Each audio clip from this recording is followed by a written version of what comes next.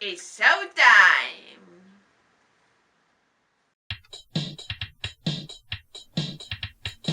Hola vidines, ¿qué tal vais? Hombre, hola, hola.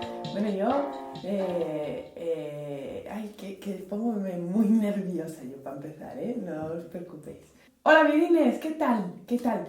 Bueno, pues bienvenidos a mi canal oficial del YouTube, bienvenidos a Sor Angustina, Vida y Milagros de Sor Angustina, el canal de YouTube.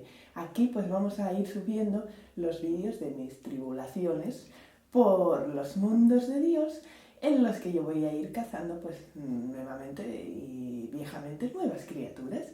Sí. Para algunos ya me conocéis, porque yo ya llevo una trayectoria larga, ya llevamos unos cuantos, pues a lo bobo y a lo tonto, llevamos añinos ya con esta, con esta labor.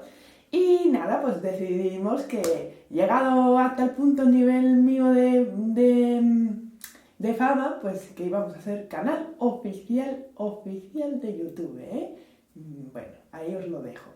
Entonces, para los que no me conozcáis, mira, yo soy una monja que la labor mía es cazar criaturas. Yo cazo criaturas. Entonces, si tenéis un problema, una infestación de criaturas, pues yo voy a donde me digáis y por un módico precio, eso sí, pues hago yo el trabajín, Bueno, luego tengo dedícome a 3 cosas, también canto, bueno, muchas cosas más, pero que ya les dejaré yo ver en estos vídeos de YouTube, que espero que os gusten mucho y que os suscribáis aquí, suscribiros aquí en el botoncito este que está aquí.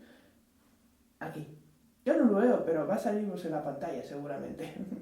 Bueno, vidines, pues eso, cualquier infestación que tengáis de zombies, Dráculas, vampiros, que están muy de moda últimamente, o momias, o bueno, lo que tengáis vosotros por ver que no os guste.